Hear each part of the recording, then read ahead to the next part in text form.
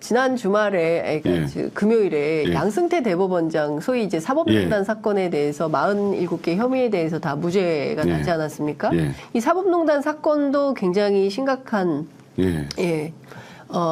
법조안에서 보면 엄청 뭐 대한민국 전체로 보기에도 굉장히 심각한 사건이었는데 결국 다 무죄가 난 것은 검찰이 무리한 기소를 했다 이런 시각도 있고요. 문재인 정부 뭐 권력 고치기가 되고 이러면서 실제로 뭐 정권의 문제도 있었던 거 아니냐라는 시각도 존재를 하고요. 이거는 좀 어떻게 보십니까?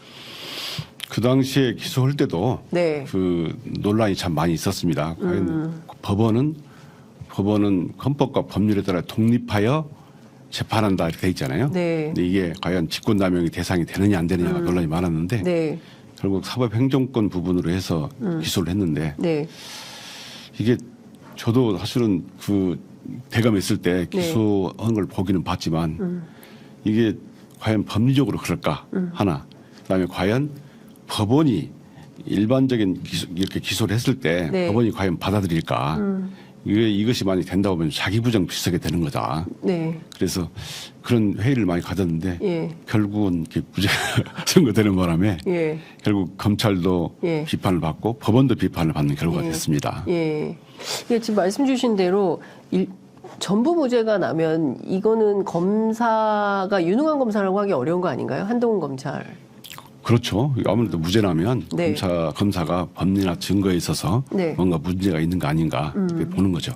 그러면 뭐 이제 통칭 검사들은 꼬린이라는 표현을 많이 쓰는데 구속시키면 그걸로 끝난 거고 그 다음 재판 과정은 별로 뭐 신경 쓰지 않는다라는 얘기를 많이 하는데 너무 무책임한 거 아니냐라는 비판도 있습니다. 그 검사가 기소한 후에 그 무죄가 나와도 특히 이제 평정을 하게 되잖아요. 그 대검에서 평정을 하게 되는데 그 책임을 물을 수 없는 구조가 돼 있는 게 대부분 법원과 검찰과 견해 차이 이렇게 가버려요. 나는 그러니까 검사들이 뭐냐면 나는 이렇게 증거가 있었다. 이런 증거의 해석 차이 또 법리의 해석 차이 이렇게 가면 책임을 물을 수 없는 구조가 돼요. 그래서 우리나라 사법 체계가 그런 측면이 약간 검사 평가 예, 문제가 있는 거 아닌가 저는 그렇게 생각을 많이 합니다. 근데 지금 말씀 주신 대로 당시에 그 굉장히 뜨거웠던 이슈가 뭐냐면 검찰 개혁 이슈였어요. 그런데 검찰 개혁 이슈가 사법농단 사건이 터지면서 이게 좀 일정 정도 그 무마된다고 표현해야 될까? 어떤 무게감이 검찰 개혁도 중요한데 사법부가 더 문제는 아니야? 뭐 이런 분위기로 막 가면서 오히려 물타기 효과 같은 게 있었던 거 아니냐. 그런 측면에서 보면 문재인 정부에서 강단 있게 밀어붙였어야 되는 검찰 개혁을 제대로 하지 못한 이런 지점은 없나. 이런 성찰도 나오더라고요. 그 당시에 사법개혁, 검찰개혁이 사법개혁으로 이렇게 약간 이슈를 전환시켰다든가요? 논점을 전환시켰다는 측면이 있죠. 있는데 기본적으로 국민들이 보기에는 검찰과 법원을 다르게 보지 않아요. 사법부로 보죠. 그리고 크게 보면 사법부가 한통속이다 이런 비판을 받을 수 있는 지점이라고 봅니다. 그러면 그 측면에서 보면 문재인 정부에서 검찰 개혁을 조금 더 적극적으로 하지 못하게 된 요인도 윤석열 검찰에 있다 이렇게 보십니까? 아니면 그게 제가 그 왜 검찰 개혁이 실패했을까라고 생각해 보면 적폐청산을 검찰에 맡겼다. 검찰에 과도한 힘을 실어주면서 그렇게 됐을 때 위험성을 강화했다고 봅니다. 왜냐하면 어떤 제도를 설계할 때는 사람의 선의를 믿어서는 안 되거든요. 그렇기 때문에 헌법도 그 상권분립이라는 게 나오지 않습니까? 서로 견제와 균형을 해라. 그래서 사람을 믿지 말고 제도를 믿어야 된다. 이런 제도가 설계가 되는데 이번 적폐청산 과정에서 보면 너무나 검찰을 믿었다. 과도한 힘을 실어줬다고 생각하고 그 위험성을 강화했다고 봅니다. 그렇게 된다부터 그 적폐청산의 수사가 끝난 후에 그 당시에 적폐청산이라는 게 시대적 과제였고 그렇기 때문에 적폐청산의 방법을 검찰 수사를 통해서 했고 그 수사의 성과가 나니까 참 적폐청산의 그 담화한테 치운 거죠.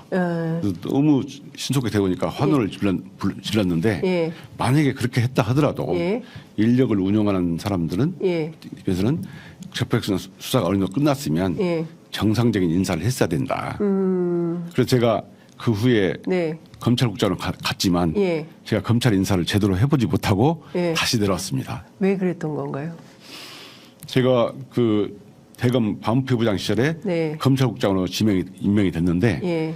제가 가기도 전에 예. 원래 검찰국장에 가면 예. 자기 그 같이 할 과장들을 예. 인사를 하고 예. 그다음 차장급들 인사를 하고 예. 그다음에 그 이후에 이제 부장들 인사를 하는 거거든요. 예. 그게 이제 상식적이잖아요. 예, 그렇죠. 저와 같이 이럴 과장들 사람 먼저 팀을, 그렇죠. 구성하는 게 중요한데 네. 제가 대검에 있을 때 네. 이미 차장급 인사까지 다 끝났어요. 부장까지 다 이러고 밀봉해놓고 떠났어요. 전임 예. 국장이. 저도 그러니까 이미 다 이 과장들까지 차장급까지 인사를 다 끝내놓고 그 상황이더라고요. 네. 그래서 저는 인사를 전혀 할 수가 없었고 예. 제가 그 후에 6개월에 이제 추미애 장관 시절에 인사를 해야 되는데 예. 제가 인사를 받고 나오는 바람에 예. 인사에서는 전혀 관여한 바가 없습니다. 아, 제가라도 좀 했으면 좀 인사를 뭔가 역할을 했었어야 되는데 네. 정확히 말씀드리면 기회가 없었던 거죠. 그러니까 이게 어떻게 봐야 되는 겁니까? 그러니까 문재인 정부가 검찰 개혁을 해야 되겠다라는 강력한 의지는 있었지만 세층 이제 특수부 검사들 소위 이제 검찰의 하나회라고 이제 총칭되는 예. 그 세력에 의해서 검찰이 다 포획돼 있었기 때문에 예. 뭐 개혁적인 인사가 가더라도 뭘 손을 쓸 수 있는 상황이 아니었다 이런 말씀이신가요? 예, 예. 저도 검찰의 윤사단에 포획돼 있다. 네. 이런 표현을 많이 들었습니다. 평가를 많이 들었어요. 예. 그 당시에. 예. 그래서 제가 뭘 해보려고 그러면 예. 반대하는 검사들이 꽤 있었죠. 심지어 뭐 을사오적에 비유해서 반대하는 사람도 있었고 을사오적이요? 을사오적에 비유해서 검찰 오적이라고 비유하는 사람도 있었고 네. 저희 집에 전화하는 것은 물론이고 네. 저희 집까지 찾아오는 분들도 있었어요. 그러지 마라. 그러면 제가 그렇게 물었습니다. 이게 그럼 방향이 맞냐 틀리냐로 물어보면 네. 말 안 해요. 그럼 방향이 맞으면 같이 가자. 예. 라고 설득을 많이 했죠. 예. 결국엔 다 돌아갑니까? 결국은 또 법무부에 거는 검사들은 예. 결국 친정은 검찰로 돌아가야잖아요. 예. 그래서 엄청 부담을 많이 느꼈을 겁니다. 그러면 결과적으로 문재인 정부의 검찰 개혁이 실패하게 된 가장 큰 요인은 윤석열 예, 그렇게 봅니다. 윤석열 때문이다. 예. 그래서 윤 총장이 그런 얘기, 네. 조국 장관이 사퇴한 후에 네. 문재인 대통령이 그런 말씀하셨어요.